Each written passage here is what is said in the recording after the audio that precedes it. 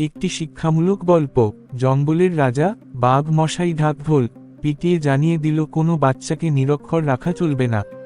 সবার জন্য যথাযথ শিক্ষা সুনিশ্চিত করতে হবে। সব ছেলেমেয়েদের স্কুলে পাঠাতে হবে। পড়াশোনা শেষ হলে সবাইকে সার্টিফিকেট দেওয়া হবে। সব বাচ্চারা স্কুলে অ্যাডমিশন হয়ে গেল। রাজামশাইয়ের পার্সোনাল স্কুল, সবাইকে যথাযথ শিক্ষা দেওয়া হবে। শুরু হলো সর্বশিক্ষা অভিযান। হাতির বাচ্চা স্কুলে এলো।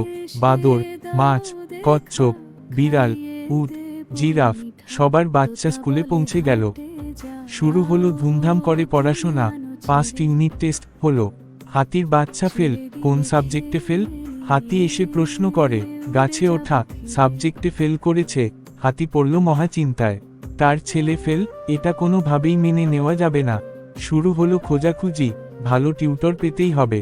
সন্তানের শিক্ষার ব্যাপারে কোনো রকম কম্প্রোমাইজ করা যাবে না। হাতির এখন একটাই টেনশন, যেভাবেই হোক ছেলেকে গাছে চড়া শেখাতে হবে। গাছে ওঠা সাবজেক্টে টপার করে তুলতে হবে। ফার্স্ট সেশন অতিক্রান্ত।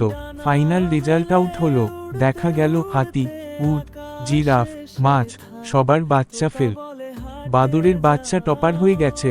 প্রকাশ্য মঞ্চে বিভিন্ন গেস্টদের আমন্ত্রিত করে বিরাট অনুষ্ঠান আয়োজন করা হলো। সেখানে টপার হিসাবে বাদরের বাচ্চার গলায় মেডেল পরিয়ে দেওয়া হলো। বাদর আনন্দে আত্মহারা, তার ছেলে টপার হয়েছে। এই গাছ থেকে সে গাছে কি ভীষণ লাফালাফি করে চলেছে।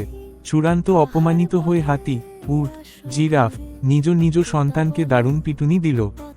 এত টিউশন, এত খরচ, এরপরেও চূড়ান্ত অসম্মান। তারা মেনে নিতে পারল না। ফাঁকিবাজ, এত চেষ্টা করেও তোর দ্বারা গাছে চড়া সম্ভব হলো না? নিকম্মা কোথাকার। শেখ, বাদরের বাচ্চার কাছে শিক্ষা নে কিভাবে গাছে চড়তে হয়। ফেল, কিন্তু মাছের ছেলেও হয়ে গেছে। সে আবার প্রত্যেক সাবজেক্টে ফেল, কেবলমাত্র সাঁতার কাটা ছাড়া। প্রিন্সিপাল বলল, আপনার সন্তানের অ্যাটেন্ডেন্স প্রবলেম। 5 মিনিটের বেশি ক্লাসে থাকতে পারে না। মাছ নিজের সন্তানের দিকে ক্রোধান্বিত হয়ে তাকিয়ে রইল। বাচ্চা বলে, মা গো, দম নিতে পারি না, ভীষণ কষ্ট হয়। আমার জন্য জলের মধ্যে কোনো স্কুল দেখলে হতো না? মাছ বলে, চুপ কর বেয়াদব, এত ভালো স্কুল আর কোথাও খুঁজে পাবি না।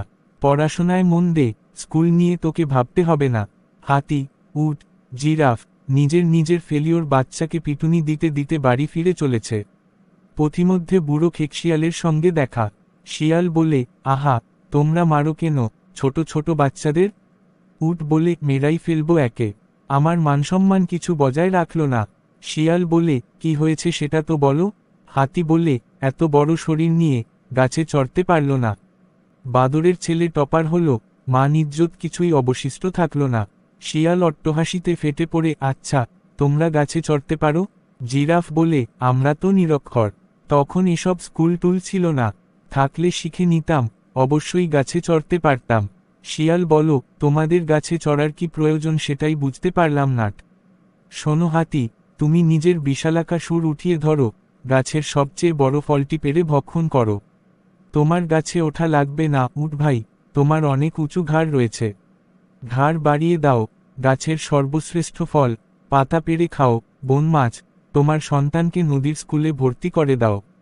ওকে মন ভরে সাঁতার কাটতে শেখাও। দেখবে একদিন তোমার ছেলে নদী অতিক্রম করে সমুদ্রে পাড়ি দেবে। 7 সমুদ্র পার করে তোমার নাম উজ্জ্বল করে দেব। ওকে রাজার স্কুলে মোটেও পাঠিও না, ও মারা যাবে। মনে রাখতে হবে, শিক্ষা আপনার সন্তানের জন্য, শিক্ষার জন্য আপনার সন্তান না। আমাদের মহান সৃষ্টিকর্তা প্রত্যেক শিশুর মধ্যেই কিছু না কিছু স্পেশালিটি দিয়েই পাঠিয়েছেন। আমাদের দায়িত্ব হলো সেটা খুঁজে বের করা, তাকে সঠিক পথ দেখিয়ে দেওয়া। তাহলেই দেখবেন সে নিজেই নিজের গন্তব্য খুঁজে নেবে। হাতির বাচ্চাকে জোর করে গাছে চড়াতে যাবেন না। মনে রাখবেন, মাছের বাচ্চা জলবিহীন স্কুলে গেলে দম ফেটে মারা যাবে।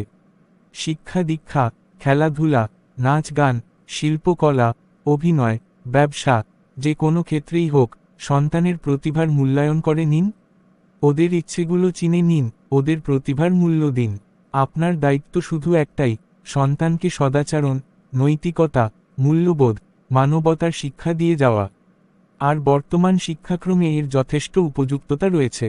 চ্যানেলটি সাবস্ক্রাইব করুন, ভিডিওটি লাইক দিন, বন্ধুদের সাথে শেয়ার করুন, আপনার মতামত কমেন্টে জানান।